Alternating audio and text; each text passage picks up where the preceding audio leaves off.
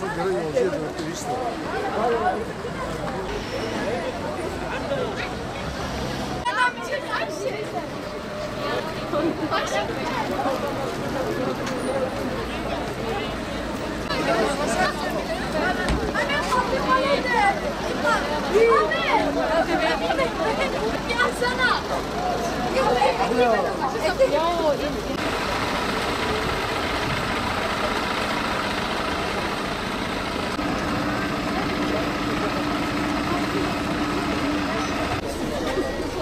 Ne yapıyorsun dayı?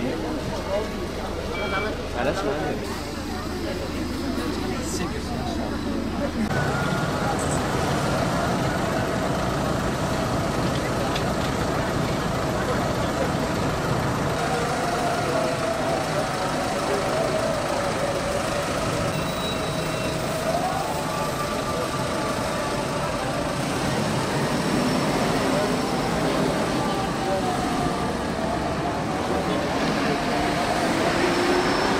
Yani arabalar hakikaten yetersiz. Özellikle 1 numara, 9 numara, mesela emekli TOKİ'den, Gülbaş'tan gelen insanlar kendi arabalarıyla gelemiyor. Yakıt pahalı, 24-25 liraya çıkmış ya.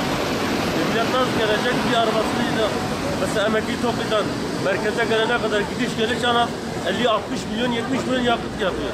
Millet ne oluyor? Millet artık toplu taşımayı tercih ediyor. Toplu taşıma da millet çoğaldığı için yetersiz kardeşim. 1 numara, 9 numara özellikle öğrenciler vaktinde zaten yer yok. Yani millet mağdur bu konuda, yetkililerin bir şey yapması lazım. Yani araba çoğaltacak ya bir şey yapacak. Yani millet hakikaten mağdur. Bunun hakkında bu sorunlara yani duyuyoruz kardeşim. Araba çoğaltsınlar. Yetersizdir otobüs, belediye otobüsleri. Yani en az 30-35 adet daha gelmesi lazım yani. Benzin bağladı, her şey bağlandı yani. Onun için kimse arabaları sürmüyor. Onun için otobüslere yönlendiriyor. Vallahi yetersizdir. Yani gerek ki şimdi kaç tane çalışsaydı. Gelmiyor, zamanda çabuk gelmiyor, 2-3 tanedir. Ulan bilmiyorum ben. Ne daha çok yani böyle bak ne kadar kalabalık böyle bak. Yani bir 2, 3, 4, 5, 6 tane daha gerek yapsalar. Otobüsler, otobüsler tıklım iş. Otobüse kimse binemiyor artık. Çok doludur. Binemiyor artık. Benzin çok pahalıdır, mazot çok pahalıdır. Binemiyor.